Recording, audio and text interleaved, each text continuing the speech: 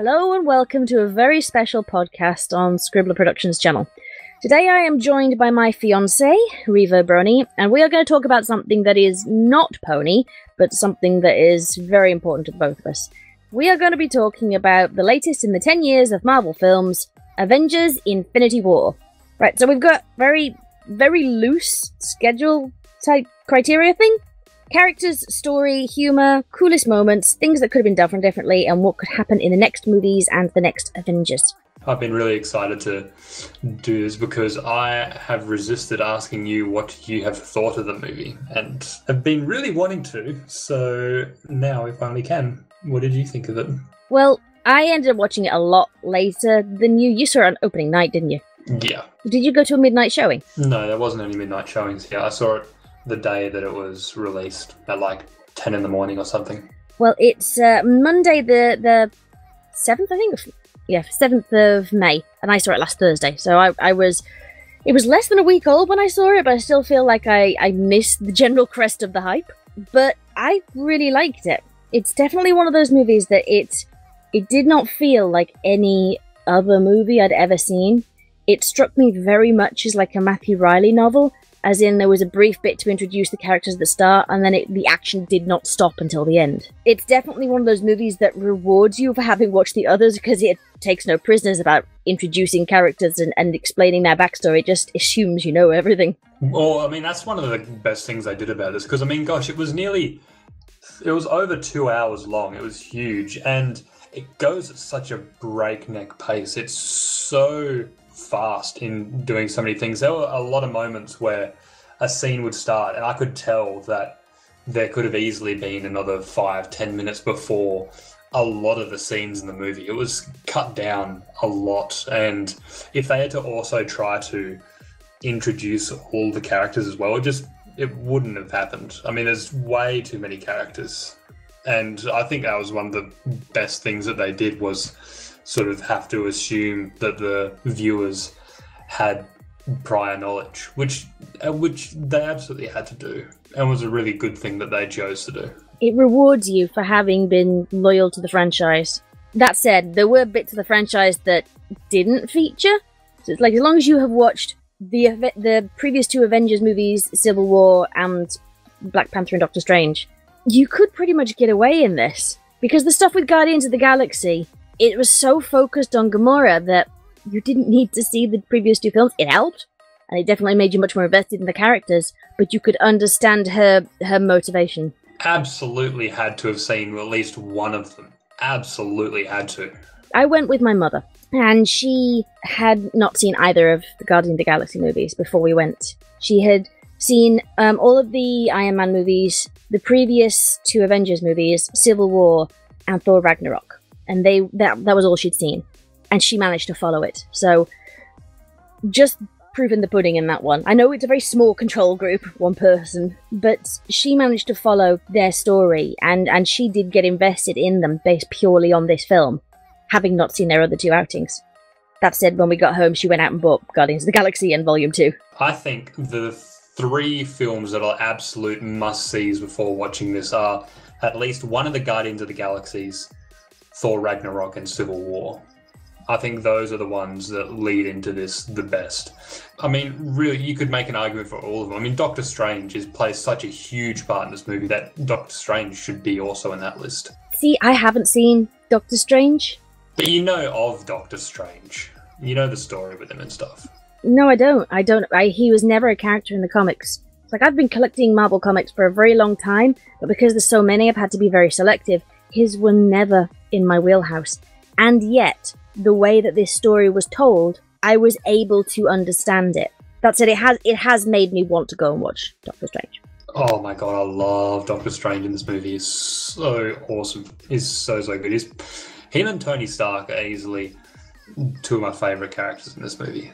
They are so cool. Well, their character interactions, and putting Spider-Man with them.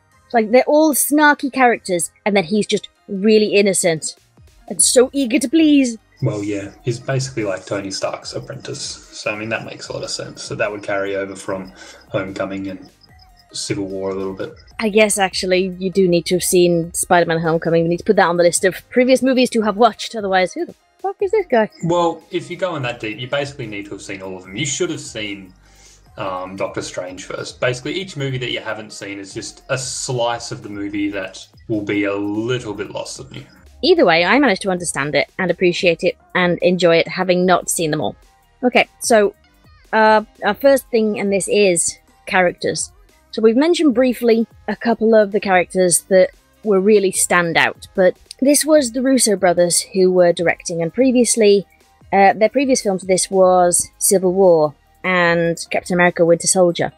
So they have a rooting in Marvel Universe, but they never really touched upon the vast majority of characters in this particular movie, in Infinity War. How do you think they handled directing and just blending the various dissonant tones of all the films? Yeah, I think they did an amazing job. I mean, it can be hard to remember that is the case when watching a lot of these, because they are directed by different people, so many of them. Like, for example, the Thor Ragnarok was directed by Taika Waititi, rather than the other first two, which were a lot more Shakespearean in nature. But I think that's probably the most extreme difference between movies, is like Thor 1 and 2 to Thor 3. This one, it doesn't feel quite as dramatic a leap between each of their movies, and this one I think they did a really, really good job. I've got to admit that I was really impressed at the blending of the tones and things. Obviously, I can't speak for Doctor Strange. I haven't seen that one. Ironically, my mum had seen that one and I hadn't. It's one of the few ones I haven't seen, and she still said that he was exactly the same character. But she noted and said he was a bit more serious in his film, so take of that what you will. I mean, it's a bit more of a serious film in nature, I suppose. Although, I mean, this one does get very serious. I'd say it's very similar, to be honest, but that film is set up as a bit more of a grim film from the start. While because this one is integrated with Guardians of the Galaxy and Thor and stuff, it has a bit more of a colourful nature to it in the whole, I suppose. While the other one is, yeah, it's more one colour, and that one colour is a darker colour, I guess, if that makes any sense. No, it makes perfect sense. Although I would argue that Infinity War definitely has a very grim, dark tone at times.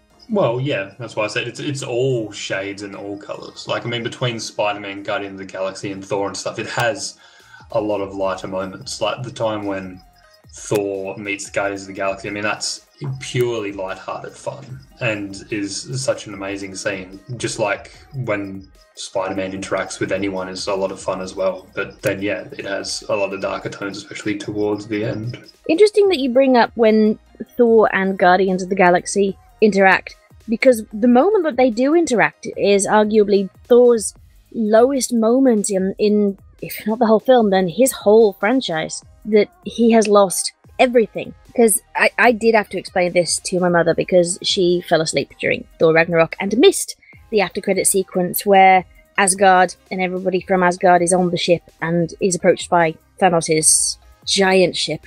So the opening of Thanos having basically killed almost everybody in Asgard. Apparently, I admit I didn't quite get that a lot of the pods apparently have been sent off, and there are survivors on the pods, including Valkyrie, because it did bother me that I didn't know where the hell she was. That was something I missed a lot of as well. Her and Korg. I would have been gutted if Korg died. I would have been so sad. Well, I read an interview, and somebody had asked, I think it was Kevin Feige, what happened to Valkyrie and Korg and Meek, because they were so prominent at the end of Thor Ragnarok, and yet they were nowhere to be seen in the direct next scene in Infinity War. And he admitted Valkyrie is on one of the pods, but he wouldn't say what had happened to Korg and Meek.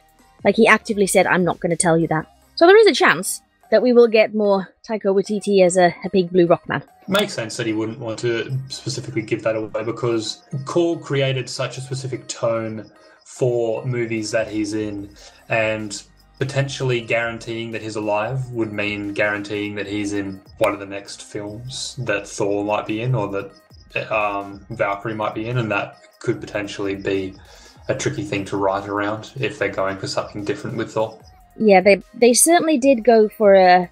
It felt almost a bit like a return to form in that just Thor's storyline after Thor Ragnarok was such a burst of life and freshness and humour after the first two Thor movies. Interesting that you said that it was Shakespearean, because the first director was Kenneth Branagh, who is very famous for Shakespeare. I do not remember who did Thor 2, because Thor 2 is a very unmemorable film. Literally cannot remember the name of the villain.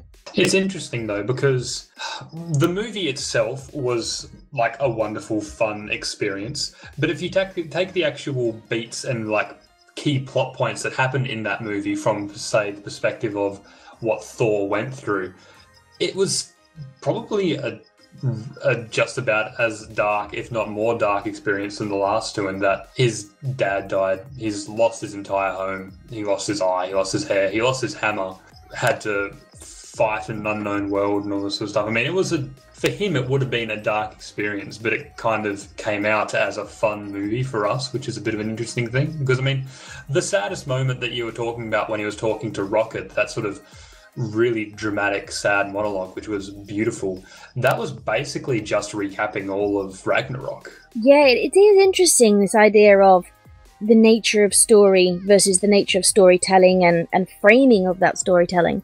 That, you're right, Taika Waititi's directing took what was, in essence, a very dark story and framed it as something that was fun and lighthearted. And yeah, to be honest, when you think about it, that's maybe a little bit disturbing, that we're all going, ha ha ha, it's so funny. Oh wait, everybody's dead.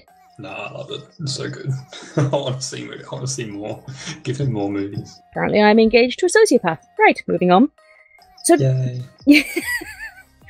So, talking about Thor and Rocket, I really like Guardians of the Galaxy, Volume 1 and Volume 2. And it was really interesting to me because of the nature of Rocket's character, especially in Volume 2. There was that whole storyline of him not feeling able to get close to others and doing stuff that actively, it destroys his own relationships that he desperately wants, but he can't help destroying them. Like when he stole the batteries that he didn't need, and he acknowledged at the end of the film, he was talking about Yondu. He said they came, even though he was an arsehole, even though he pushed them away. And he says that line of, and stole batteries he didn't need.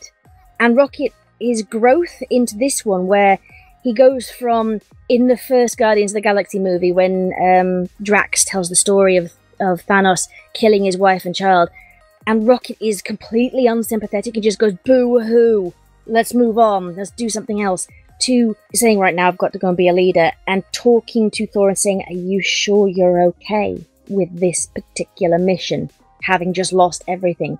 And just that bit of subtle growth, I really, really liked. It's really interesting, actually, the Guardians of the Galaxy, because they are the ones who have had the longest period of time between their movie and this one. Like, it's hard to tell because it's not something that's overtly mentioned, but I mean, Groot was a baby in Guardians 2, and now he's a teenager. They've actually been, like, since Guardians 2, they have actually grown, like, at least, I don't know, 5 to 10 years with each other. It's meant to be 2. Kevin Feige said that it's 2 years between Volume 2 and Infinity War. Are you sure? Because I've seen somewhere that it's at least 5. Nope, they've been together 5 years overall since they first met. Maybe that's where I'm getting it from. But I still think it's interesting. It really is. So it's really interesting that Guardians of the Galaxy is one of the only multiple protagonists, a community cast. When you think of other movies, things like Doctor Strange, they have sidekicks, but they are the main character. We've got Iron Man, Spider-Man, Doctor Strange. Whereas Guardians of the Galaxy is very much a group effort that, like, there are focuses on some characters more than others. I'll admit, Peter gets much more attention than Drax. But if you took even one character away from the story, the entire narrative would suffer.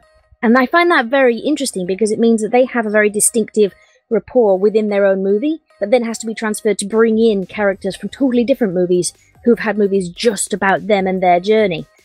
So arguably the people who've got, like, their own movies like Thor would have much more character development, and yet it felt much more distinct in the Guardians, if you understand what I mean. Kind of. I think one of the most exciting things about bringing everyone together, though, is seeing how they bounce off each other in different ways, in different environments. And I suppose there is an argument that could be made for Rocket, for example, being more one note than, say, Iron Man, Thor, or Captain America, who have each had 3 of their own movies, plus they've been in different Avengers movies as well. So they've been in like 5 movies each as opposed to 2, where Rocket was an ensemble character. But it still works. Yeah, it's interesting that I would say that Rocket's probably changed more than Tony Stark. I mean, Tony Stark went from being an arrogant asshole who did bad things to an arrogant asshole who does good things, and had some PTSD along the way. I mean, I think it's debatable, but sure, fine. I mean, he's had longer to change, but the actual changes within him have been not as dramatic, put it that way. You take a character like Thor, who cared about nothing but himself, and it's taken him 3 movies to become the hero for other people, and to put everything before himself. But then you've got like Guardians of the Galaxy, characters like Yondu. Think how much he changed over the course of just 2 movies, or Nebula. They've had less time to develop, and yet they seem to have developed more and more dramatically. I mean, maybe. To be honest, it's tricky because, like, when Rocket left Star-Lord and their crew to go off with Thor, I mean, that actually reminded me a fair bit of Guardians 2, whereas, like, I'm going with this guy, he's a lot cooler than you, I'll catch you guys later, and then he was off. I'd almost say, I mean, as sad as it is, just because I love the sort of deep, meaningful moment that he has with Thor after that as well, I'd almost say that seems more like an isolated incident than the way his character has truly gone. Maybe, but when you consider things like when he's helping Thor to restart the dying star, or he is working for the greater good, like, he knows that he's not going to get anything out of going to see the dwarves, so he knows he's not going to get anything out of hanging out with Thor, except being able to fight the big bad. And maybe Bucky's arm. Fuck, I love that bit. It's so good. True, but he didn't know going into it that he was going to try and steal the vibranium arm. That was so funny. I loved that bit so much. I like the bit beforehand when Bucky just picks him up and then spins him in a circle and they're shooting everything in a wide arc. It's like, yeah, I can see Bucky just going, small raccoon with a gun. Whatever, let's go with this. I found that a little cringy, but I was fine with it. I was still riding on a high from the bit before. Regarding character stuff, we can't not talk about Tony Stark and Spider-Man. How do you characterize their relationship? Like, what term would you use to describe them? Batman and Robin. I mean, there's a really funny joke that Doctor Strange makes when he sees how they interact with each other, and he asks Tony Stark, is he like your ward or something? Which is a really funny sort of poke at Batman and Robin, but that is exactly how they act to each other. I mean, Spider-Man looks up to Tony Stark in such a huge way, sort of wanting his approval, while also still being very competent for the amount of work that he has done. So that's kind of how I would define their characters, their relationship, I suppose. See, rather than master and apprentice or anything like that, I characterized it just in my head. It made more sense as like a father-son relationship. That, like, Tony is Peter's surrogate father figure, because we don't know anything about his parents, but everybody knows the Uncle Ben part of the Spider-Man mythos. And especially there was a line Tony said at the beginning of the film, which resonated and popped back into my head at the very end of the film with that final interaction between the two of them. And it's when Tony is talking to Pepper, and he says that, like, I had a dream. You know those dreams where you wake up and it was so real that you think that what you dreamed about was actually in reality. And I dreamt that we had a kid. And he said, like, I felt like we had a child, like I had an offspring. And then Peter turns up later. And Tony is very much like the father figure in Peter's life. He is the male role model, which is interesting because he spends more time with Happy, but he looks more up to Tony. And especially that little bit at the very end, because, like, spoilers for all the way through, where he is clinging to Tony and begging not to go. And the very last thing he says is, like, I'm sorry. Just sorry I wasn't good enough. I wasn't the better that you said you wanted me to be. And Tony's entire reaction was like a parent losing a child. So that's the kind of way that I characterized it, and I liked it because, I don't know, it felt more unique than all the other relationships, which is interesting because there have been actual father-son relationships across the other films, but this one felt more like a father-son relationship.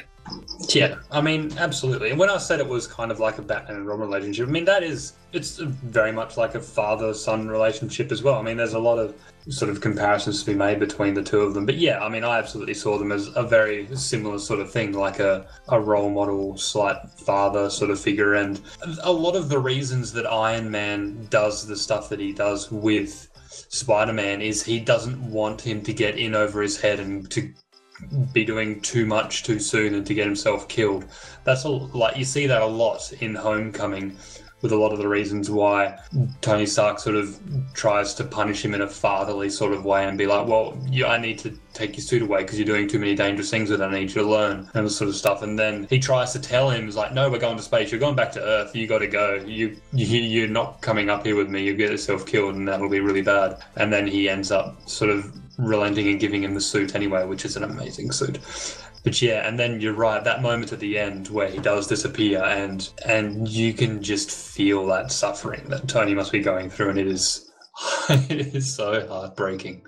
But it's so cool. Yeah, especially since, I mean, the two that I felt sorry for in that final scene were Mantis and Peter. Mantis because with her empathy, I think she had a sensation that something bad was going to happen and there was nothing she could do to stop it. And how about not only disappearing, but knowing it's about to happen would be fucking terrifying. And then Peter feeling himself start to go and begging the most important, most authoritative, most powerful person in his life to stop it and realizing he couldn't.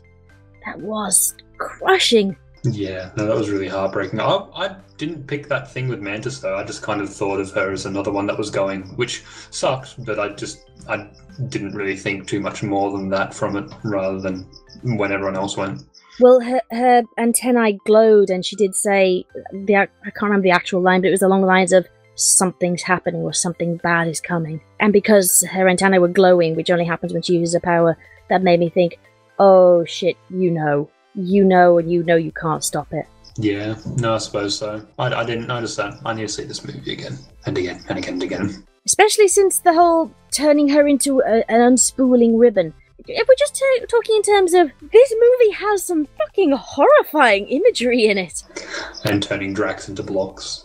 Apparently those two exact things happened in the comic. Yep, it was a really good callback to Infinity Gauntlet, because I've read that one. The way that it was done, the way that she unspools as a ribbon, but her eye is still at the end, blinking. It was like, oh shit, you were fully aware of what's going on to you. That is terrifying. And the bit where Drax just gets cut up into blocks. The original Resident Evil movie. I watched that when I went to student cinema. I didn't know what I was letting myself in for. So there's a scene where one of the characters gets just turned into cubes by a laser. And I didn't know that was going to happen and just went, ah! in the cinema. No, I remember that. It's funny. It's a funny moment. So I just had flashbacks of that. I was like, oh my god, Drax is dead. Oh my god. I mean, it was great that they weren't dead afterwards, but it was horrifying while it was going on. Speaking of horrifying moments, when Loki gets choked out and then his neck broken and you just see his face, that is legitimately scary. Like, for a kid seeing this, that is properly scarring. It definitely gives it sets the tone for the rest of the film. The fact that they had all the blood vessels bursting in his eyes, that really stood out to me. That his face turned purple and his blood vessels burst and the whites of his eyes turned red slowly, and you could see it happening on screen. I mean, I know it was probably CGI. It was almost certainly CGI, but it was effective that somebody had done the research as to what it would look like if you were being choked out and put it right up there on the screen. And shot it in IMAX. This whole film was shot on IMAX cameras. That's just, wow. Speaking of other characters on that ship, what Bruce Banner and the Hulk go through, and this is really quite interesting. Interesting up to a point. There was one aspect of his story that was in the trailer, and apparently is a deleted scene, that I think they should have left in. Mm. And that was what happens when he and Black Widow get a moment to speak to each other before the final battle, having not seen each other for 2 and a bit years. I don't remember that part from a trailer. Yeah, there's this shot of her turning to talk to him, and he is tinkering with the Hulkbuster armor, ready to put it on. And that shot's not in the final movie. And there are some deleted scenes that are going to be on the Blu-ray and DVD release. And it's already been hinted quite strongly by the Russo brothers that one had to be cut because it messed with the pacing. and it made the film run over. But it's basically just meant to be them agreeing that they are going to put their own desires to one side for the greater good at the moment. And it's been 2 years and they haven't seen each other, and they've both gone through quite a lot in those 2 years. If I recall properly, because I read this on Friday, they do say something along the lines of, he asks her, "So, you and Cap her?" And she goes, "No, that is platonic." Oh, I'm looking forward to seeing these deleted scenes. I imagine there's quite a lot, because as I said before, it just felt like a lot of scenes were cut short and started like as something was about to happen. So I imagine there's quite a lot of different deleted scenes in there. Yeah, I imagine so. I mean, the only other film that I felt like I really wanted to see some deleted scenes was Suicide Squad. Another ensemble cast where a lot happened, and there was a lot of character interactions and a lot of scenes that felt like they just got cut off. So this and Suicide Squad, the two films where I thought, there's got to be something in the deleted scenes that just progresses the characters a lot. I feel like mentioning this amazing film in the same sentence as Suicide Squad just feels dirty and insulting. You know what's even dirtier and more insulting? Suicide Squad has an Oscar. I don't think Infinity War is going to win any Oscars. That is awful. Yeah, that's a real crime. It really is. Oscar-winning Suicide Squad versus... it's just a blockbuster. No! This is so much better than the one you gave the Oscar to. I mean, well, if we're going to talk about sort of monumental things like that, I mean, this has broken so many records as a movie. No, it's... and deservedly so. I think it was the fastest movie to make $1 billion and had the biggest opening weekend. Yep. And all before they even hit the Chinese market. And it's still really new, so who knows what other records it's going to break.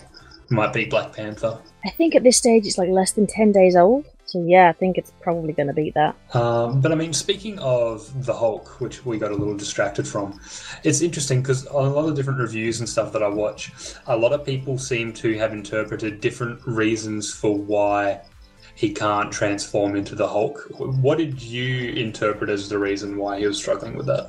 Pure, unadulterated fear that Hulk has always been like Hulk smash. He's never really had to learn to fight. I mean, he learned a bit when he was in Thor Ragnarok. But by the same token, Hulk is like a child, isn't he? That he started to develop childish reasoning, but he's always been a very angry, big green baby who just smashes things and wins the day. And you saw at the very beginning, that opening scene where Loki says, "We have a Hulk," and has a wonderful callback to Tony's line in the original Avengers. And the Hulk comes out of nowhere and does batter Thanos.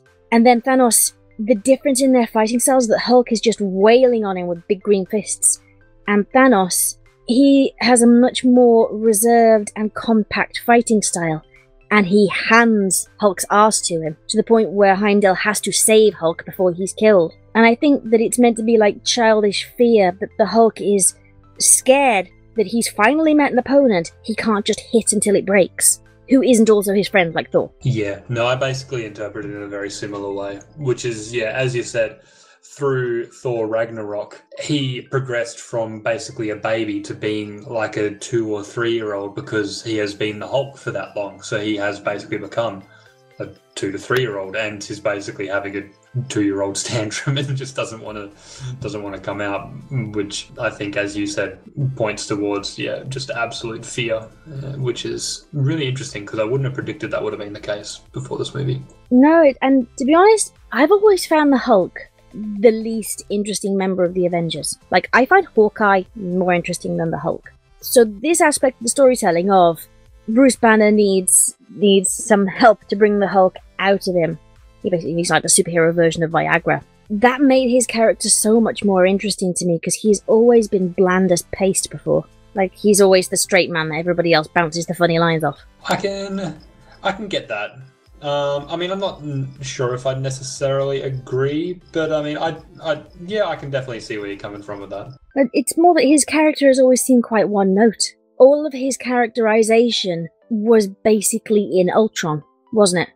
He spent all of Avengers just, the only thing we learned was he's angry all the time and can change into the Hulk at will. But in Ultron we get that bit of his development of a relationship with Black Widow, which I think we had this conversation before on one of our previous phone calls where I just talked about how I like characters that aren't female characters who are not defined purely by being somebody else's love interest. They have their own distinct characteristics before there's a love triangle, a love story introduced. And Black Widow had a very distinct character before that very crappy storyline was introduced. Because I don't really think it was handled well, but it was still the most interesting thing about Hulk. Yeah, potentially. I wouldn't necessarily say I disagree with that. I think there's some interesting stuff that happens with him in Ragnarok, though, and sort of the not sure whether or not he will permanently become the Hulk if he changes again, and that sort of fear and unknowing. I mean, maybe it's sort of, that's kind of the precursor to the point that he is at now, which you find really interesting, but I thought even just the start of that made him quite an interesting character. So basically what we're saying is he's more interesting when he is Bruce Banner than when he's the Hulk. Oh, I mean, yeah. I mean, I always thought that was the case. I thought you were saying that Bruce Banner was not interesting. No, he was still boring as paste as well. Well, you were talking about his relationship with Black Widow, so I assumed you were talking about Bruce Banner rather than the Hulk. I don't know, because we've got the Hulk is clearly interested in Black Widow. We saw his reaction when her video started playing in Thor Ragnarok. That was what disturbed him enough to turn back into Bruce Banner. Sure. It's a very fucked up thing to be in a love triangle with a woman and yourself. What? Well, Hulk and Bruce Banner are clearly two separate personalities, aren't they? And Hulk likes Black Widow, and Bruce Banner likes Black Widow. So it's a very fucked up thing that you are competing with somebody else for this woman's affections, but it also happens to be you. I didn't read that at all, but okay. Anyway, yes, that to be honest, that was the most interesting thing I found. But I liked that Infinity War, he was mainly Bruce Banner because Bruce Banner is more interesting than the Hulk. True, although I think in a big battle, I prefer to see the Hulk smashing things than Bruce Banner in the Hulk armor. It just feels a little weird. And yet, if they'd had the Hulk in that final battle, Thor's entrance would not have been nearly as dramatic. They needed a powerhouse in there, and Thor was that powerhouse, and it wouldn't have been as effective if they'd already had a powerhouse in the field like Hulk. Potentially, yeah. I could see that. And I don't want anything taking anything away from that cool as fuck entrance. Rainbow Bridge, whoosh, bring me Thanos! Yeah, with his new axe, Stormbringer, which was very cool. Stormbreaker, my bad. I think it's interesting, though, that at the end of Ragnarok, it was very much a case of he could control all his thunder and lightning and didn't need sort of a conduit for it to go through. And then in this, it kind of seemed like it was all going through his new axe. I get the feeling it's less that he needs it as a conduit and more that he just needs something tangible to throw at the bad guy. Maybe. I mean, I get that as a story writer, you'd want to give him that because it's such a key way that he physically fights, and it seems like he would be a little naked making him fight without a hammer or a weapon of some kind. So, I mean, I get that. I'll say one thing.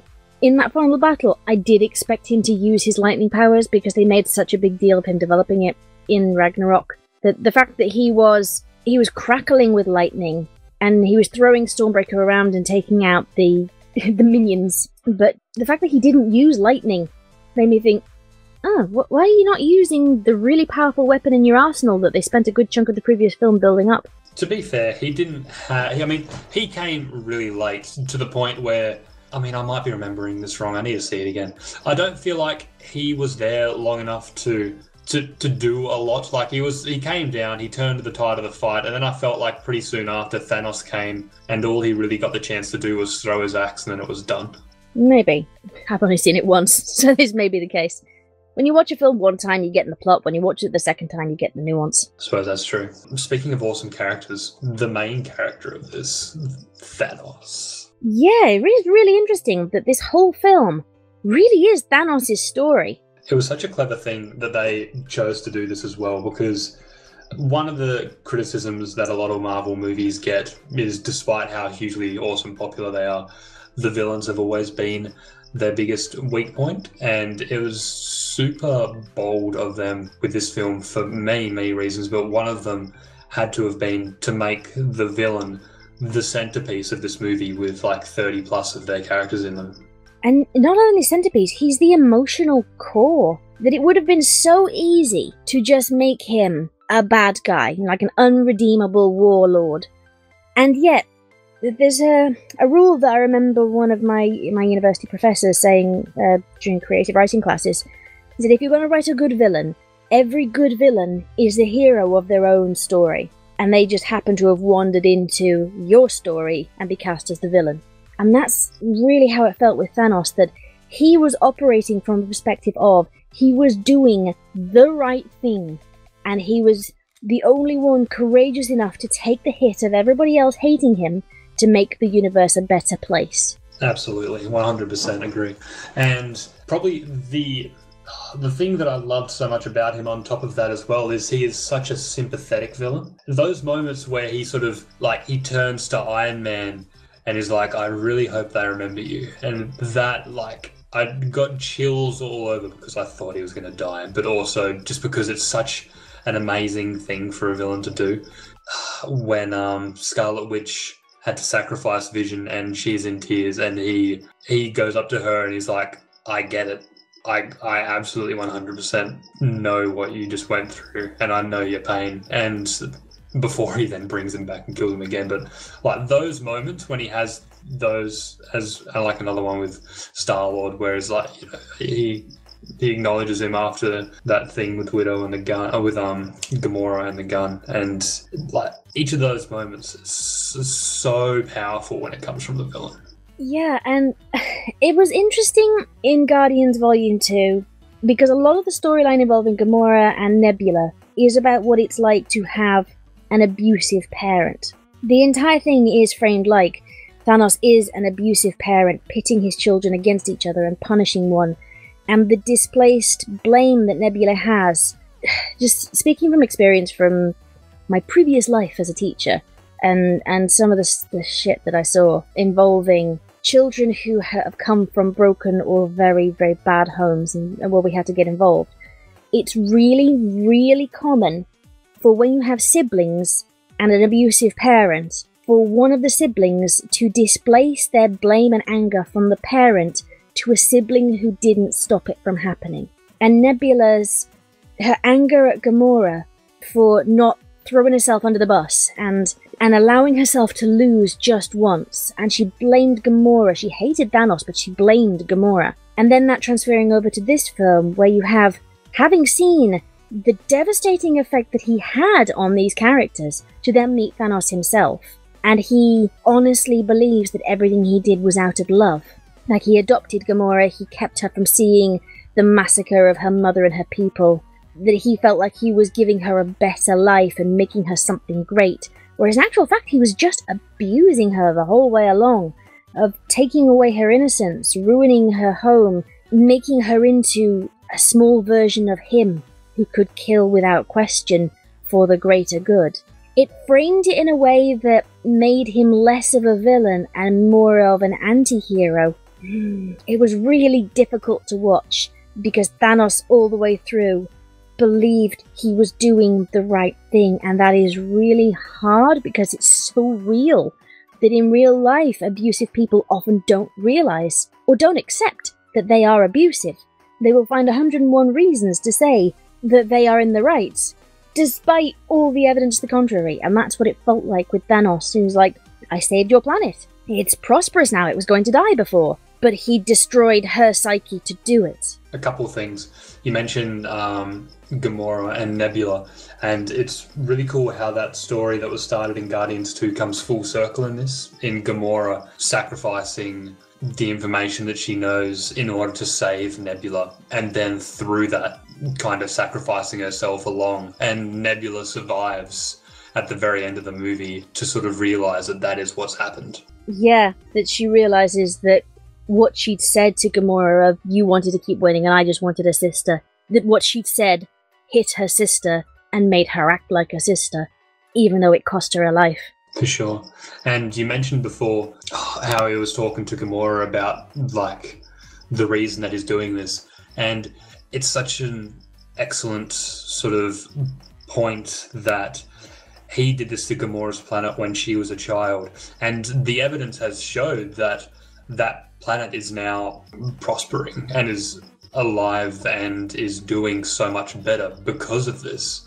And especially through that, it justifies his reason for doing this even more, not just from the sort of giving the villain a good reason to do stuff, but legitimately it it's not necessarily 100% of a bad idea, which again makes it even more powerful. Speaking of Thanos' final solution, we're getting some Nazi thing in there. His final idea of how to save the universe from itself. He says resources are finite.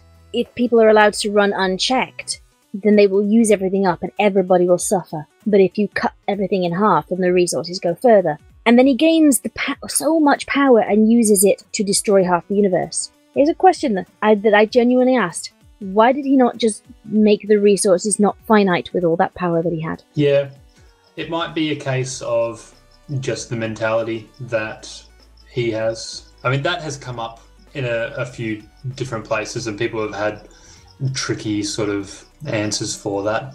But I mean, it was his original idea on Titan, that world that he fights Iron Man and Doctor Strange and Spider-Man and all those guys. That was originally his home planet, where he proposed this original idea, borrowing this from someone else's podcast, but I think it's a pretty good answer. Like, back when he had the idea, when he was one of the rulers of that planet then, to wipe out half of life so that the rest can live on. And they all called him crazy and hated that idea. And then that planet sort of suffered and fell to bits, and we see it at the end of how it used to be. Before he had the power to do all this sort of stuff, you could see when Gomorrah was a child, so that would have been at least, 20 plus years ago, when he had enough power to kill half of all life on a planet. And then he sees that works. That's fine. So that's a method that worked for him when he had enough power to do it to one planet. So he'd be of the mindset of, I just need enough power to make the rest of my job easier, rather than going to planet to planet. If I can just do them all at once, then it just makes his original idea easier. So it's confirmation bias? Sure, pretty much. Yeah, I mean, well, not only that, but it works. He's seen that it does work. He had the idea on his original planet, they didn't do it, the planet died, so he knows, all right, doing nothing doesn't work. He wiped out half of life on Gomorrah's planet, and the planet's flourishing. So it is a successful method. It's horrifying, but it is a successful method. So why have to change that? See, I can understand that point of view, but it also struck me as when he said, like, I told them this, they wouldn't do it, and the planet died. It almost felt to me like he needed on some level to prove them wrong. So he wasn't willing to look at other things he could do because he needed to be right. He needed to prove that his planet didn't have to die if they had just listened to him, because clearly he was right. It's almost like he's constantly proving himself over and over again to these people who died a long time ago. I think perhaps there's an argument that could be made for that. But I mean, he already proved that it works with Gomorrah's planet. What I think is a more interesting question, though, is if the Avengers had have thought of that idea that you're having and had have perhaps tried to talk to Thanos about that idea. Because it might just not have been something that ever entered his mind, where they could have potentially proposed that to him. Because he's not super outright malicious. Like, he's not a monster. He seems like the kind of villain that could potentially be reasoned with in that sort of way, or to potentially discuss another method if you approached him in a way that suited him, maybe. So I think that is an interesting question. Interesting that you said that he is not a malicious villain, because he does have malicious... Is it the Black Order, his followers? Ebony Maw, the one who captures Doctor Strange, he is malicious. He does things that are so much more vicious than Thanos himself does, which is interesting to say about somebody who's wiped out half the universe. But Thanos, when you look at him, he does leave characters alive. He leaves Thor alive at the beginning. That he kills the Asgardians, and he kills Heimdall because he pissed him off, and he kills Loki for betraying him, but he leaves Thor alive. And when he takes Gomorrah, he leaves the Guardians alive. That whole thing we talked about before, about the unspooling of Mantis and the turning Drax into blocks, but they are back, they're still alive. And it's almost like he doesn't see the point in gratuitous, unmeaningful death. If he's going to kill someone, it has to be for a reason that matches his own very twisted moral code. Absolutely. Which I think it almost makes him a scarier villain. Because oh yeah, 100% agree. He is more human because of that. He has more human characteristics, while someone who's just a monster who will just kill everything and all and is just an unstoppable monstrous force is scary as well, but it's more easily understood, while he is like a tyrannical villain, but he has a heart which just, it rounds him out so much. And it does differentiate him from previous Marvel villains. Correct me if I'm wrong, but they all operated from very selfish motivations. It was usually for personal wealth, personal power, personal revenge, or personal feelings, whereas Thanos is operating from what he sees as pure altruism, that he in fact is willing to sacrifice what is most important to him and his personal feelings for the greater good. I mean, when he turns around and is crying about Gomorrah, and you realise he does love her in this really twisted way, that just like an abusive parent can still love their children. For sure. I mean, saying all the villains are like that is tricky just because there are so many. Like, the villain of Black Panther, I'd say there's an argument that could be made that he was trying to save, you know, the kind of people that he grew up with and the kind of people who are in the streets and stuff. But, I mean, going about it in a terrible way. True, but it was also, it was a degree of personal vengeance for Killmonger as well. That sure. he needed to punish those who had killed his father. So while there was a degree of altruism in there, it came from a place of personal vengeance. Something that I think ties up a number of potential plot holes in the way that things were done is, like, we talk about the idea of why didn't Thanos maybe try doubling the resources rather than killing half the people. And something I think is kind of interesting that can kind of blanket over quite a lot of kind of plot holes of why didn't they do this or try this is that moment where Doctor Strange has looked at, you know, I don't know, like 140 million possibilities of the way that this could go, and there's only one that can possibly work.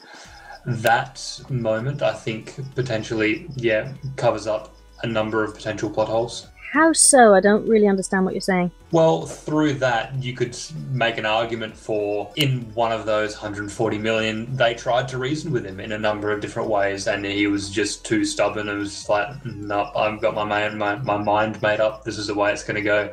And he didn't listen to him. There's an argument to be made that Doctor Strange tried all those things, all those number of different ways that they could have potentially reasoned with him or changed his mind or done something different, and it just didn't work. Fanfic writers, we need to see these alternate 40 million universes that Doctor Strange looked at. Well, because from that point onwards, he's like, I know the one sort of way that we have to go about this, and then there's that very amazing coordinated fight where he sort of creates all these portals for them to do all these different things. But he had to go through, just like in his movie, so many different ways of doing things before figuring out that that was the way it works. So, yeah, I think that covers up a lot of stuff. Okay, interesting. So, the bit that you specifically wanted, that you said, since I suggested this podcast, and you went, oh, this is probably just going to be me saying, do you remember that cool thing when? Coolest moments in the film. Do you want to take this one to begin with? I mean, we've been going over a lot of them, which has been good. But I mean, like when Thor comes onto the Guardian ship, I mean, I had so much fun with that. Where the ship? You mean like when he hits it and opens his eye? That was cool to you? No. Where, like, I'm just talking about the entire scene. Like when Peter Quill is like, how did that guy survive out in space for so long? How is this guy alive? And I'll admit, I asked that question too. I thought, shit, Thor can breathe in space. No, and then Drax starts his man-crushing Thor. It's like, he's not a guy. You're a guy. This is a man. Fuck, it's so funny. I gotta admit, in that scene, my favourite bit is where Quill is trying to deepen his voice, and Drax calls him on and says, are you deepening your voice? No, this is how I always talk. Are you mocking me? Are you mocking me? It's just so funny. It's just such a beautiful piece of character interaction between them. I'd love to see Thor team up with the Guardians in the next Guardians movie. It would be cool if he was in the next Guardians movie, because It seems to be with Marvel, they do things in trilogies, and Thor's had his trilogy now. So it would be really nice if, like in Spider-Man Homecoming, where Tony Stark played a big role, Thor did the same in Guardians 3. He just slots into their ensemble so well. Like, it just works better than I even imagined it would. Their cast dynamic didn't feel like it could incorporate another character, but I was wrong. It's kind of like, you know the TV show The Flash? I can't remember the character's name, but Draco Malfoy's actor, Tom something, plays him, and I didn't know I wanted that character until he was there. Sure. Yeah, that angry police investigator guy. Yes, the angry, slightly sarcastic British man who was added to the cast, and just, I don't know, something about him just made me think, oh wow, you were the spice that was missing before, and I didn't even realise. It's kind of like that with Thor and Guardians. Like, he fits so well, and he adds this extra nuance to their dynamics that I didn't realise I wanted until it was there. Yeah, no, it was so much fun. Also, there was a moment before that where they were just flying, and I thought this was such a clever way to kind of sum up all their kind of relationship with each other so quickly, which is, like, I think Peter Quill tells Groot to stop playing his game, and he's like, I am Groot, and everyone's like, whoa, where did that come from? And just as a note, I love the fact that they can all understand Groot now, because in the first film, only Rocket could. But also just all of their entire reaction to that together is just so funny. And I thought it's just really, really good. If we're just in terms of coolest moments, something I really, really liked involved Groot. And it's when Peter Dinklage, because I can't remember the name of the character he played, but Peter Dinklage has formed, with his misshapen, mutilated hands that Thanos left him with, that he has made Stormbreaker's head, but he needs the handle for the axe. And all the way through, Groot has been this moody teenager, only caring about himself and his game, really disinterested in anything else going on. And there's this look that goes over Groot's face as he watches Rocket tending to Thor, and Thor is burnt from taking the full force of the heart of a fucking star. And Peter Dinklage is running around trying to find the handle, and Groot, you see this thing, this moment of maturity snap in him, and he makes the handle himself and cuts off his own arm to do it. Yeah. And gives Thor the hammer, and that just made me think, oh, there's the Groot we remember.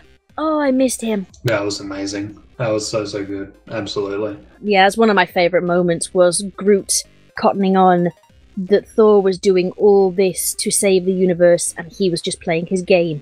So it motivated him to do something. A couple other really funny Groot moments was when Thor came on board and Groot starts talking, and Thor just completely understands him, and they're all like, how do you understand him? And he's like, oh, I studied this such and such language. It's like, what the fuck? Well, as we learned, Thor is in fact 1,500 years old, so he's probably learned a few languages. Thor's wonderful line where he says, like, we're going to Nibelheim, they go, that's a made-up word. He goes, all words are made up. That was, yeah. I had forgotten about that. That's really funny. And the fact that it wasn't even he had to think of the answer, he just sort of dismissively went there. Through the entire movie. And I thought this works so well, kind of as a reflection of people's reaction to Groot's voice in Guardians 1. Like, everyone just sort of gets and understands it in this, or sort of just understands that that's the way it is. But then when Groot meets Captain America and is like, I am Groot, he's like, I am Steve Rogers. That moment was so funny, just because it kind of harkens back to Guardians 1, and I just love how he's like, oh, I'm Captain America. Interestingly, did you notice that he never referred to himself as Captain America? I thought that was very subtle but nice continuity from Civil War, that he only ever calls himself Steve or Steve Rogers. Other people call him Captain America, but he never calls himself that. And I like that he no longer thinks of himself as Captain America. He is Steve Rogers. It being such a huge cast of like 40 plus characters and the huge focus on Thanos, there were a couple of characters that I felt like they got a bit neglected along the way. And I can just presume that because the majority of the ones who got neglected are still left at the end, that their characterization is all going to come in the next movie. But Steve Rogers definitely struck me as one of them. As like, he didn't really do much. He had a lot of badass moments, but he didn't really do much in the film, except move from point A to point B, saving people. I was told that, I mean, I'm not sure where I got it from, but I remember finding this really sort of 100% information, was that the characters that didn't get as fleshed out in this one will be more fleshed out in the next one. Because a number of the ones that weren't fleshed out actually did die. Like, I'd say Winter Soldier's one of them that didn't get fleshed out much. Yeah, I thought that. Interestingly, I didn't realise until, I think it was Mr. Sunday Movies pointed it out afterwards, all the characters who are left are the original Avengers plus Ant-Man. And interestingly, Hawkeye and Ant-Man not in this film, and I've heard rumours that potentially Hawkeye is going to come back out of retirement because his whole family got dissolved. Potentially. I mean, it's kind of interesting, the ones that are alive, because, I mean, Rocket's alive, isn't he? Yeah, and how heartbreaking is it for him to lose Groot again? That was really sad. But also, Nebula's alive, which is interesting. Yeah, I mean, I can talk about this now if you want, or we can leave it till what could happen in the next movies, because Nebula being alive is really important if they're following the original comic. Interesting. Let's put a pin in that one. I mean, do you know what happens in the original comic? Do you know what happens in Infinity Gauntlet? I do not. No. Do you want me to tell you? Because it's entirely likely they won't follow it, because they haven't followed a chunk. I think leave that one for what could happen next, because that sounds better than anything I've got. Okay. If we're talking about coolest moments some more, or do you want to talk about things that could have been done differently? Because if things were done differently, I would have given Steve Rogers, like, at least one emotional scene with bloody Bucky. I'm trying to remember back. Did they have something when they're on the battlefield where it was sort of looking at each other, it was like, oh, we're doing this again, or something like that? They had one exchange where they laughed, and it was like Bucky was Bucky again and not Winter Soldier and not just Grimdark Bucky. There wasn't that much interaction with them, considering they spent the entire of Civil War trying to reunite them. I don't know. It's weird that throughout all the Captain America films, it's always felt like they're putting more emphasis on this friendship between the two of them than it really warrants, because Captain America feels so much closer to Sam than he does to Bucky. No, I don't know. I reckon I'd like to see Sam and Captain America closer, actually. I'd say it's almost more the opposite. I reckon he has such a close connection to Bucky, and I actually feel bad for Sam, because I really like Sam as a character. I think Sam is better for him than Bucky. I mean, I'd say Bucky has come good now. Since his time at Wakanda, I'd say he's good. Though, can we say that he's come good? Because that's one of the things about him not really getting a scene showing his progression. All we got was he's now called the White Wolf. Who, interestingly, White Wolf was Master Spy of Wakanda in the comics, so maybe they're taking Bucky in that direction. I mean, the Master Spy in the comics was T'Challa's adoptive white brother, so I'm hoping they're not going to go in that direction. But yeah, the White Wolf was the spy master of Wakanda, who sent off into the wider world to spy for the royal family. Yeah, I felt like they missed a trick by not having a scene just re-establishing the friendship between Cap and Bucky. Now that Bucky is so much better than he was before, he's not as broken. They should have had something so that when Bucky died, we felt it more. I think it was that tricky thing, as I said before. I reckon there'll be more in the next movie, because both Captain America and Bucky hardly got much of anything in this movie, which I think is because the two of them had so much together in Civil War that I think they were trying to give all the other characters a bit more. Maybe, but when you think about it, in Civil War, they spent a lot of time running about and doing stuff, and not much time really interacting as characters, just reconnecting. And I was hoping that it would be in this film. Just, I don't know, it always feels like all the important conversations happened off screen and we just didn't see them. But I need to have at least one of them on screen to show why Bucky is so important. Especially because they're not going to be able to do that in the next film, because Bucky's fucking dead. It's one thing to have a character talking about how important another character is to them, and it's another to show us why they're important. True. I think we'll see more in the next movie. Something else, quickly, is, speaking of the characters, I've forgotten her name. You know, the Wakandan soldier, the woman with the bald head who's really close to Black Panther? Yeah, I still can't remember her name and call her the General, but she was Michonne on The Walking Dead. I felt so bad for her in this movie because she kept getting her ass kicked, and it was so annoying. Not just that. When at the very end, where T'Challa comes up and goes, "This is no place to die," and then dies, and she's looking around like, "What the fuck just happened?" And she seems to have the most emotional reaction of all of them to seeing everybody die. Except Tony Stark, but yeah. Well, I meant like in that little Wakandan grove. To be fair, they knew what was coming, so I think it was just kind of like resounded like, oh, we lost. Did they though? Did they know that he was going to wipe out half the universe? Because Gomorrah was the one who told them that. I don't think the characters on Earth ever learned that's what Thanos wanted to do. I mean, Rocket would know. So if it starts with them not knowing what happened, Rocket will tell them. True. But can you imagine how disturbing that would be to all of them, that they've lost and then everybody starts dissolving and they have no idea what's going on? Potentially. I'd say it's probably one of the scenes that were cut out where Bruce Banner would have told them, because he knew exactly what was going on and warned them about Thanos. Did he find out at the beginning? Did Thanos say that's what he was going to do? He knew that Thanos was coming and that he wanted the Infinity Stones and... No, I know that, but did Bruce Banner know that Thanos planned to wipe out half the universe? Because I thought Gomorrah was the one who told everybody that, and she never interacted with those characters. I can't remember that specifically. Who knows? It's either something for the next movie or a deleted scene that we missed where someone else picked up on it. Bring on the DVD!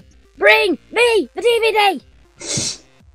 We'll be waiting a little while for that. Oh, actually, sorry, going back to the Wakandan soldier. I felt bad that she kept losing. That was something that I kept watching because I wanted to see her kick some ass, because Black Widow was consistently really, really powerful and strong and doing a lot of amazing stuff. But that poor Wakandan general just kept not losing to little fights and little skirmishes, and I felt so annoyed by that, because after seeing how powerful and stuff she is, it was annoying that she was the one that kind of kept getting thrown down. Just involving her, I think one of the best moments that I always love it when characters pull together and work together to defeat a common foe. And that's my favourite part of any storytelling, is when disparate factions turn up and fight together and pull together. And I love that. So one of my favourite bits was when Scarlet Witch is being beaten down by one of the Black Order. And now you're here, you're all alone, there's nobody to back you up now. And you just hear Black Widow go, she's not alone. And she looks up and there's Black Widow and the General either side of her ready to kick her ass. I liked that they did interact so well. I think the Black Widow and the General would actually get on really well. Yeah, well, that's a really funny part in Civil War, where Black Widow is going up to T'Challa and... Move or you will be moved. Oh, no, actually, it's the other ones, yeah, it's like move or you'll be moved. And he's like that, and he was like, as entertaining as that would be, and then he sort of breaks them up. But, I mean, that would be really entertaining. Yeah, I kind of want, the massive adventures of the General and Black Widow. Kicking ass, taking names, and realising that lipstick is really not all that. Okay.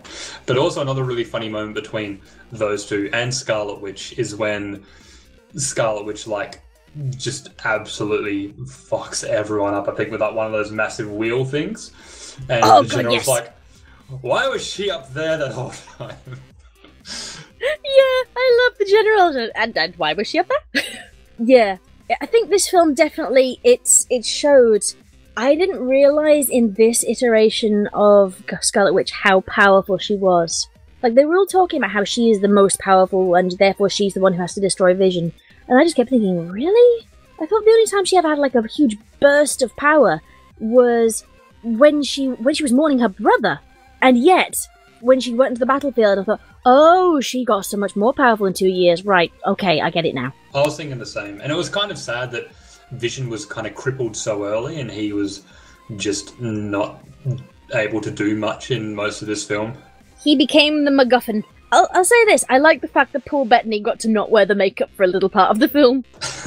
Well, that's something I never really explained, but I just kind of went with it because I figured, yeah, all right, we get it. Well, we know that Vision manipulates molecules, doesn't he? That's how he can pass through walls, and in Civil War he was wearing a jumper and slacks. And then they just changed into his own outfit immediately afterwards. So I just assumed that it was just part of his technology, is the ability to manipulate his appearance.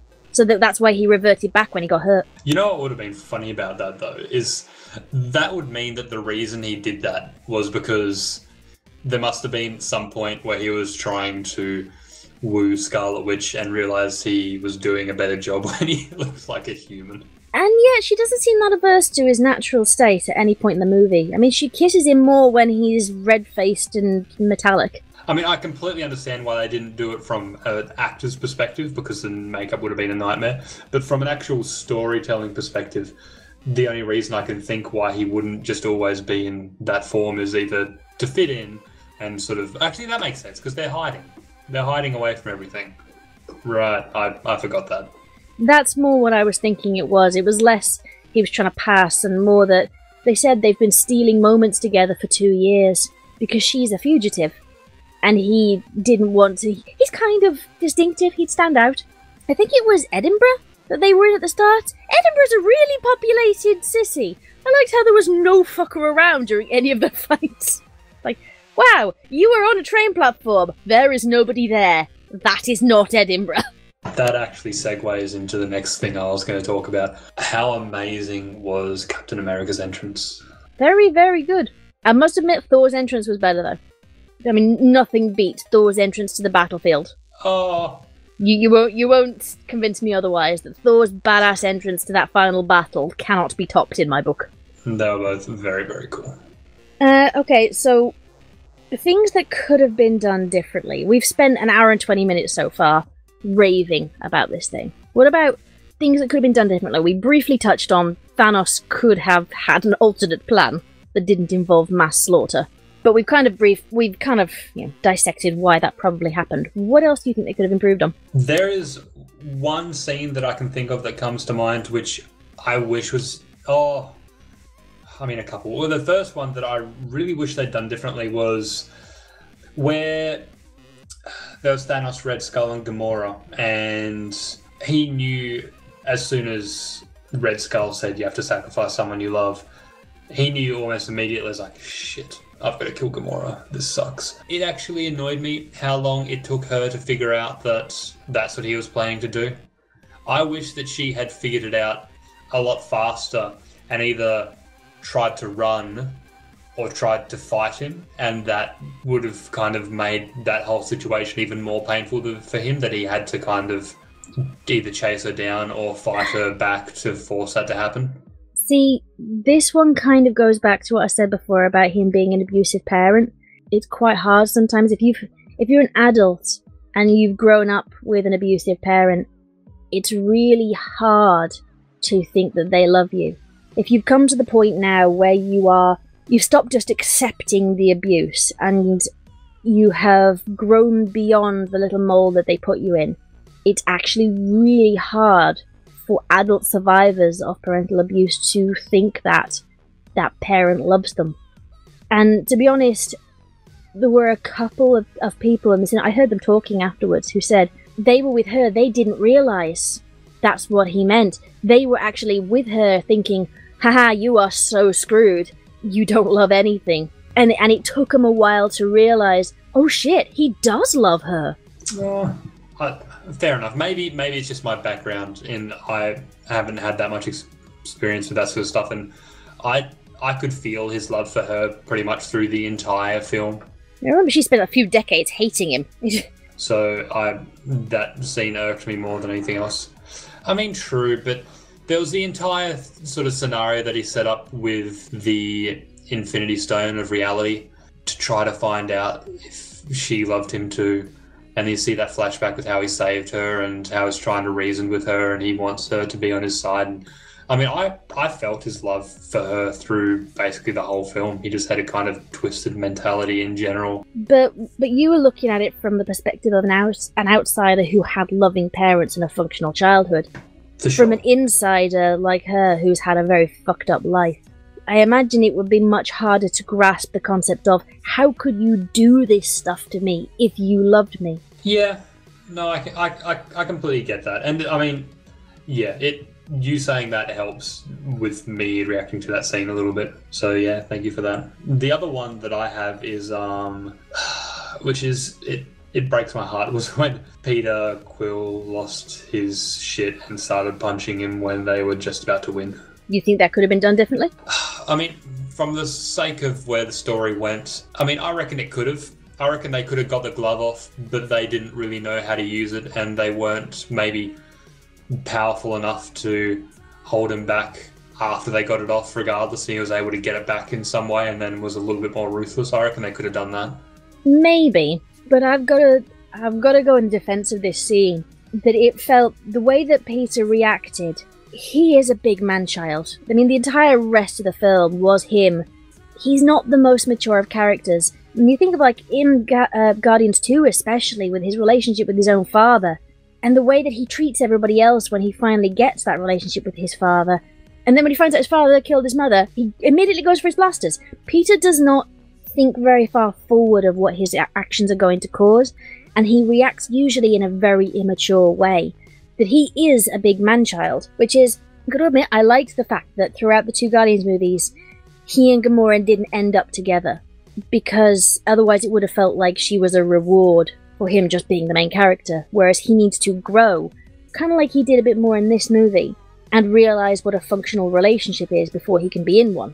So he's just said I love you to her, and she said I love you back. That was their last interaction, and then he finds out that her dad killed her. And he knew how frightened she was of her dad. I mean, she begged him to kill her if her dad was going to take her, and he was willing to do that. Then to find out that, I mean, he doesn't even know what Thanos did. As far as he's aware, Thanos could have tortured her to death. So the fact that he reacted with base emotion instead of intellectual thinking and planning, and that felt very Peter Quill to me. It felt very in character. It was stupid, but then again, Peter has been that kind of stupid in the past. I suppose you're right.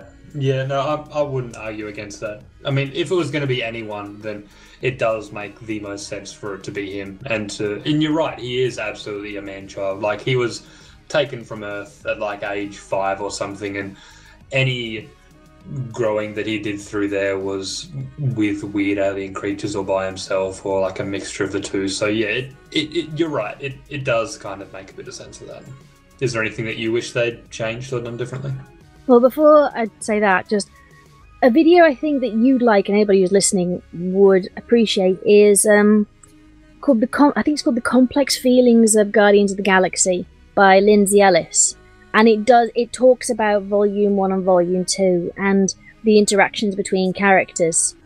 And it talks a lot about Peter Quill and his framing as the protagonist, and the fact that he is a man-child who is growing but is not quite there yet, and that makes him quite different from a lot of main characters. Like what I said before about his change is not complete yet, but it is distinct from the beginning of film 1 to now. But I think it would be worth you checking that one out. I'll send you the link. I'll put the link in the description. Sure. Apparently not. So what were some moments you wished you could have changed about this movie? There were precious few. The main one that stood out to me was things like the thing about Edinburgh having no people in it bugged me, but that's like personal preference. I hate it when I do hate it when this is something that happens in a lot of movies. So you have an action sequence and they've chosen to set it in a big city, but there are no people around. It's like, if you need to have an area where there's no people, don't set it in a really highly populated city. There was no reason it had to be Edinburgh. Like, they could have just picked a random other Scottish place, and it would have had the same effect, and you wouldn't have questioned, where the fuck are all the people? I love Did Thanos already kill them all? Oh no! With aliens and monsters and superpowers and, like, living machines. That's the thing, suspension of disbelief. I can suspend my disbelief on the phantasmagorical stuff, because it still has internal logic. I can't suspend my disbelief that there's no fucker in Edinburgh. I've been to Edinburgh, that's not what it's like. It was the middle of the night, though. I've been to Edinburgh! I went there on a pub crawl when I was younger. Fair enough. There are lots of people vomiting in the streets on Edinburgh at night. Anything else? Just that thing about Thanos. There isn't that much about this movie I would have changed. Fair enough. Let's go on to the next subject. What have we got next? Well, do you want me to talk about Infinity Gauntlet and Nebula? Yeah. Let's go on to what could be happening next. Well, in the original Infinity Gauntlet comic, I mean, you know what Thanos' motivation was in that, because he wasn't nearly as altruistic. It was a very selfish motivation. No, he'd fallen in love with Death. Impress Lady Death. Yeah, and he thought that a mass slaughter would impress her, because she is the one who believed that the world was overpopulated and there are more people alive than had ever died. So she was worried about overpopulation and finite resources and stuff. It wasn't Thanos. He just fallen in love with her and thought, well, that's what she thinks. I'll just slaughter half the universe. So glad I didn't do that. Yeah, so they made him more complex in this film, but they retained some of the stuff. Things like Steve Rogers as Captain America walking up to Thanos, holding the glove back to stop him from closing his fist, and Thanos taking him out with one punch with his other hand. They kept that iconic imagery. But in Infinity Gauntlet, one of the things that Thanos does to impress Death is he brings Nebula to her, and she's this mangled half-corpse of emaciated, pustule-ridden, skeletal figure, and he has tortured her nearly till death, but she is still aware. And he thinks that this will impress Death. But what actually happens is, at one point, the Avengers do get the gauntlet off Thanos. And while nobody is watching, while they're all trying to hold down Thanos, Nebula gets the gauntlet, and she wears it, and her mind is fucking broken from all the shit he's put her through. And so she is actually far more dangerous person to possess this, because she goes off and starts wreaking havoc, and the rest of the story is Thanos has to team up with the Avengers to get the gauntlet off Nebula, and they have to trick her into rewinding time by 24 hours and undoing everything Thanos did. Wow. That's interesting. That's really interesting. The fact that Nebula was one of those left alive at the end made me think, oh, I wonder if they're going to use any of that storyline. That is really interesting. And especially, I can imagine this is the kind of Thanos that could potentially team up with the Avengers. Just because he seems like such a human character. Interestingly, at the end of Infinity Gauntlet, you know that image at the end of Infinity War where he is walking out onto a veranda, not in his armor, and smiling at a brand new dawn? Yeah, no, that's from the comics. Well, I love that they set that up with a wonderful line of, well, okay, what next? Doctor Strange asks him, after you've wiped out half the universe, what next? Because I will look out on the dawn of a grateful universe. So I love that they'd set that up. But that actual image of him going out and sitting and watching is from the very end of Infinity Gauntlet, when he's defeated Nebula, he's worked with the Avengers, Lady Death is still not interested in him, and he decides he had ultimate power, it didn't make him happy, so he retires and becomes a farmer. Yeah, although in the comic his armor is used as a scarecrow. I'm glad they didn't go quite that far in this one. Well, the armor as a scarecrow didn't come up until the sequel to Infinity Gauntlet. There actually was no... Yeah, they didn't tell you what had happened to it. And the sequel to Infinity Gauntlet is fucking trippy. So I'm really hoping they don't use any of that. Especially because Adam Warlock is a big character in Infinity Gauntlet, and he's not even in Avengers yet. He's still in a pod being gestated at the end of Volume 2 of Guardians of the Galaxy. Well, he's been set up as a character that could come. Like, if he did show up, it wouldn't be out of the blue. It would make sense. He has, but I'm going to say something James Gunn has said. They didn't actually want to add him in. He is not in the Avengers at all. Awesome. No, I'm happy with that. They've said that they added him in at the end of Volume 2, but they had no real plans to use him. And the quote that I read was something along the lines of, I'm really happy that he's in a pod because we don't know how long those pods gestate for, so we can just leave him there for a few movies if we have to. Awesome. No, I'm happy with that, because I wasn't sure about that either, just because, like, the way that ended, you could take it either way, which is why they did it, because they left it as a sort of unknown, you know, he could show up in the next movie, he could never show up, it doesn't really matter. But yeah, I was curious about that as well. But somebody who is definitely going to show up in the next movie, according to the post-credit sequence from Infinity War, Captain Marvel. Yeah, because the prequel movie of hers is the next one on the roster after Ant-Man and the Wasp. I reckon Ant-Man and the Quantum Realm are going to have something to do with Infinity War's sequel. When I found out that Ant-Man and the Wasp was next, I kind of constructed this idea in my head of what would be this amazing movie of, like, if the Ant-Man and the Wasp sequel brought in Hawkeye and became a heist movie to get back the Time Stone. Maybe. It's not to do with the Time Stone, though. But it's been confirmed that's not what is happening, though. It's sort of like, it's going to be a movie about them on the run or something like that, which... Well, it's set between a Civil War and Infinity War. Yeah, so it's probably going to be like their end credit sequence is going to be something like bringing them into the time of Infinity War. Like at the end of Infinity War where you saw Nick Fury and Maria Hill and people dissolving. I reckon it'll be like the post-credit sequence will be something like that of, the fuck? Like maybe her father dissolves and she's there going, what is going on? That makes me sad though, because the movie idea I came up with, I would love to see so much more. Write a fanfiction! No, I'm around. Oh, cool. If you really want it, write it yourself. Welcome to the world of fandom where anything is possible. That won't make it happen. You have creativity, use it! Use it! I just did. I explained my idea. That's enough. Okay. So, yeah, I reckon Hawkeye and Ant-Man are going to be pivotal in the next movie, because they have shredded the cast and reduced it to its original components. So Hawkeye has to come back if they're going to do that. And I reckon Ant-Man and the Wasp are going to be important. I mean, the trailer for Ant-Man and the Wasp has, not Colossus, what was his name? The giant Ant-Man, the giant man who is played by Lawrence Fishburne. And I can't remember his name, because his character in the comics died in Civil War originally. And they hadn't even brought him in yet, and I can't remember. I think it was Colossal? Giganto? Something like that. Is that the, like the robotic Thor thing? No, oh god, I can't remember his name. But no, that wasn't. He was confirmed to exist because his face was on the Building of Champions in Thor Ragnarok. Okay. He's weirdly horse-like Thor impressionist.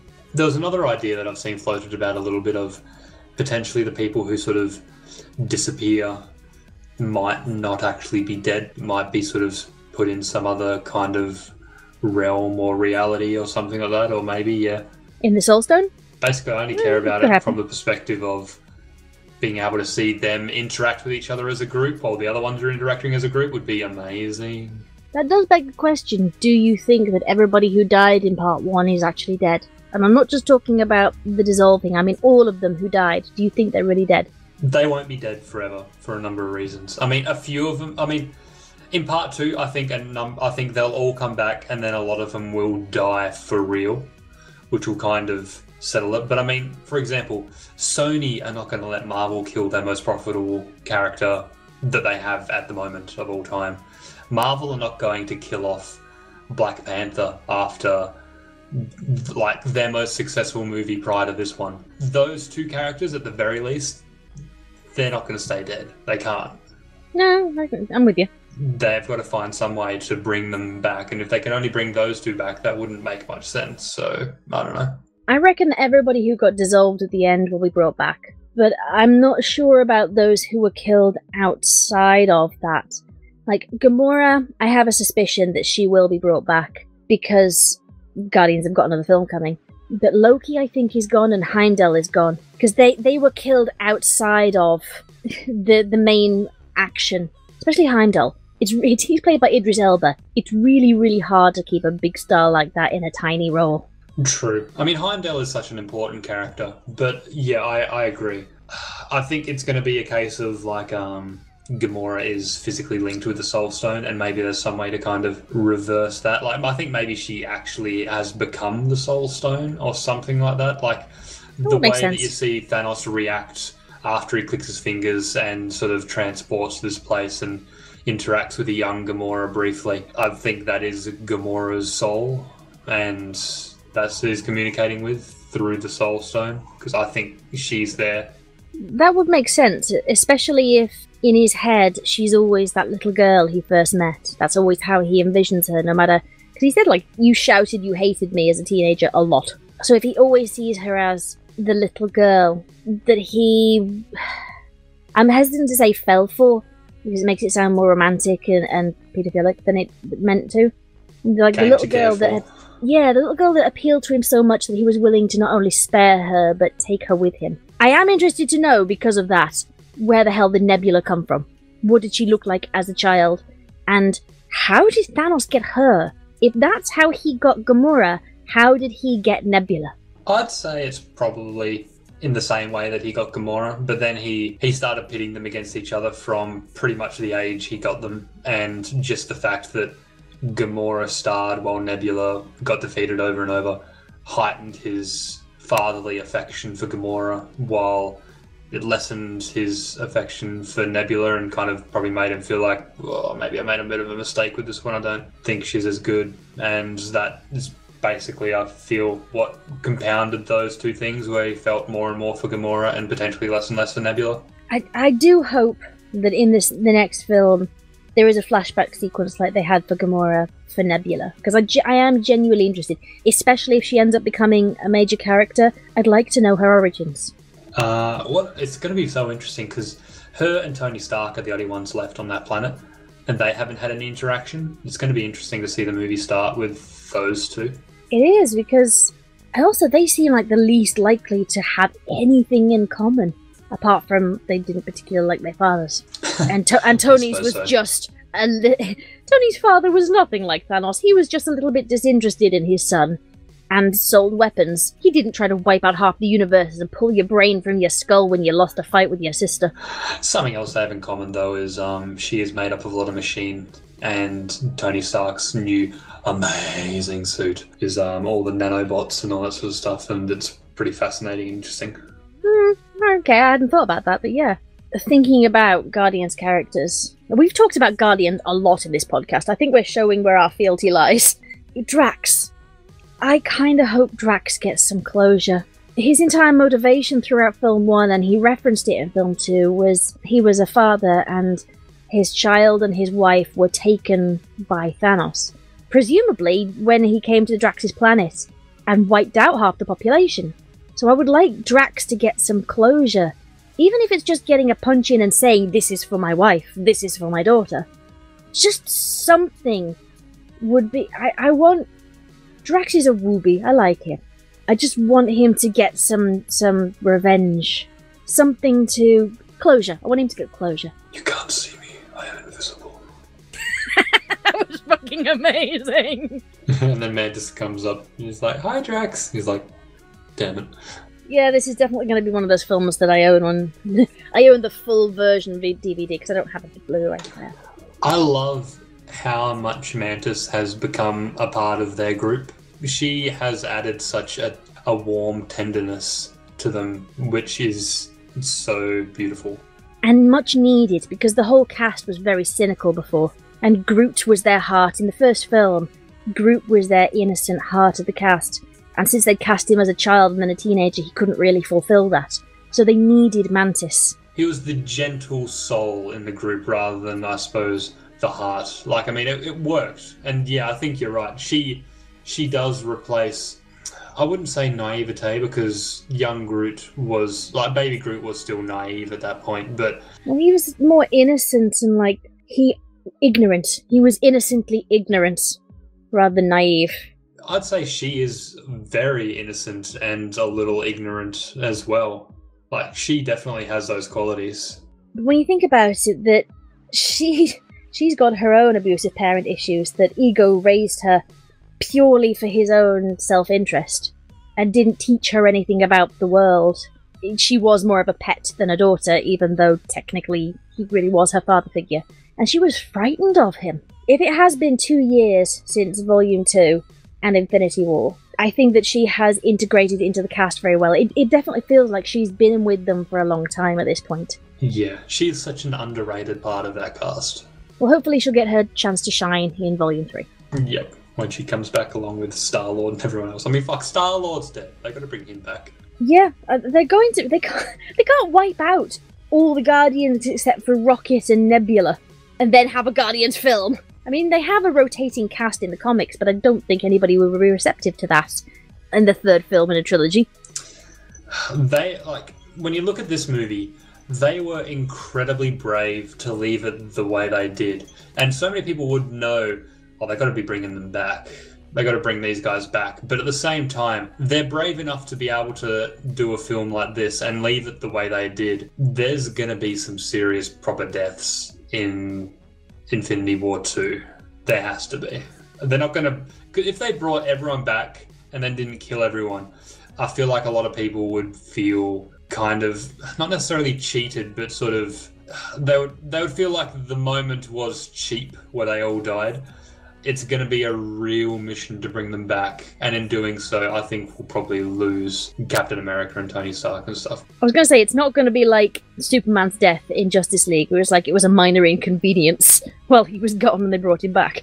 For sure. And they've left it more ambiguous as well. Like on that, with Superman's death, I mean, you already knew that Justice League was coming, and then he died, and there was a little dirt rising from the grave, and it was like, compared to this, that death was handled so badly, while this one was masterful and so well done, and left so ambiguous and so unknown.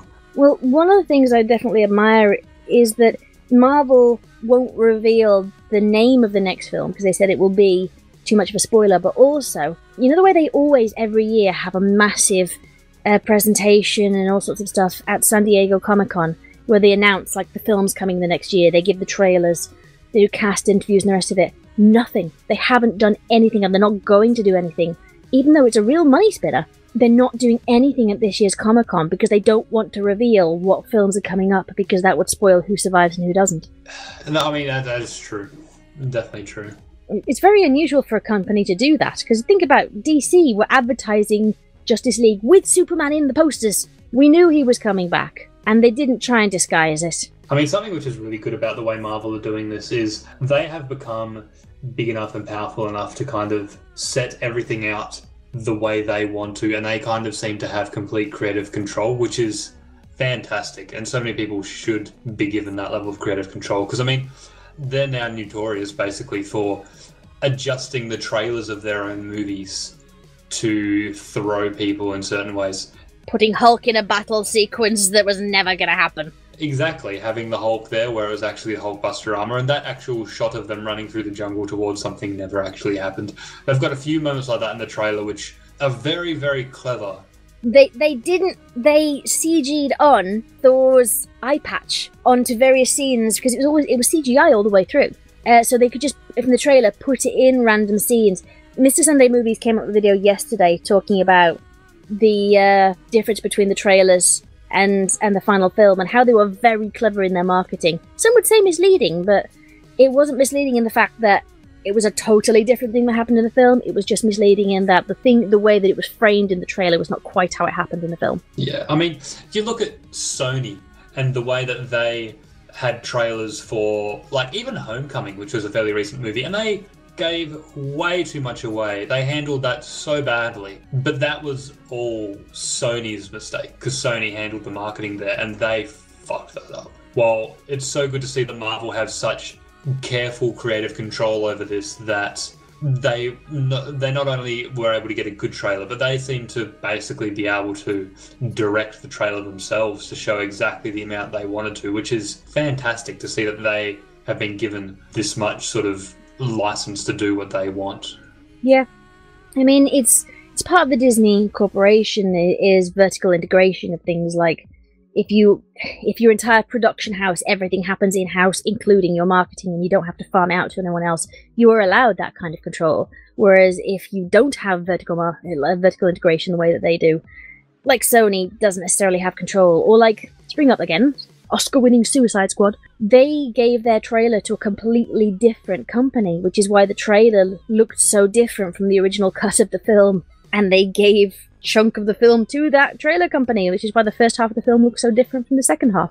That if you don't have vertical integration, you get boo-boos like that. Sure.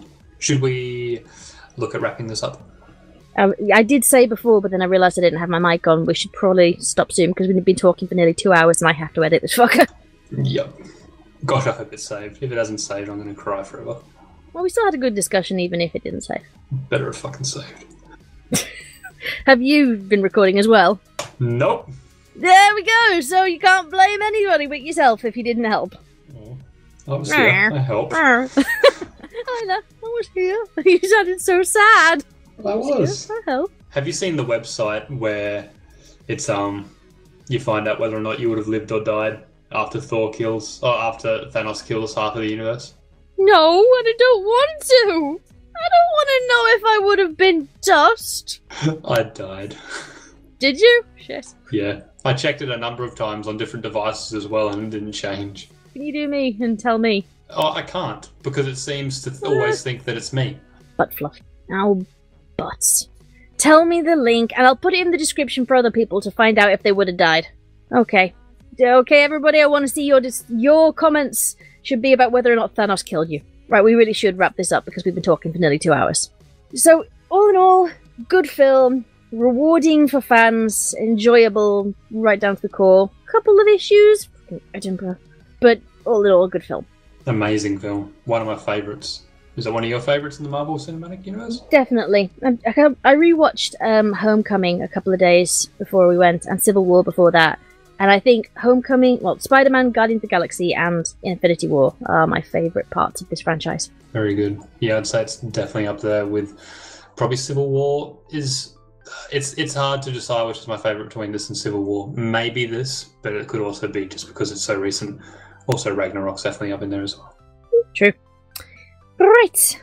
Okay, so this has been Scribbler and Reverb talking about Marvel Studios' Avengers Infinity War. What did you think? Did Thanos kill you? Please like and subscribe and ring the bell on YouTube so that YouTube tells you when I upload videos, because apparently you have to jump through hoops of fire for YouTube to tell you these days. Oh, fun.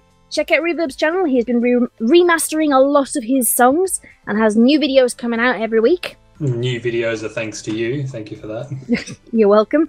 You should be having some new songs as well coming out soon. Yeah, no, I'm working on a couple. Woo! Yes, so make sure you subscribe to both of us and ring the bell for both. Be lovely to each other, and goodbye, everybody. Bye. Shit, Thanos killed me. I was slain for the good of the universe. Get no! I don't get to be in the sequel. Boo.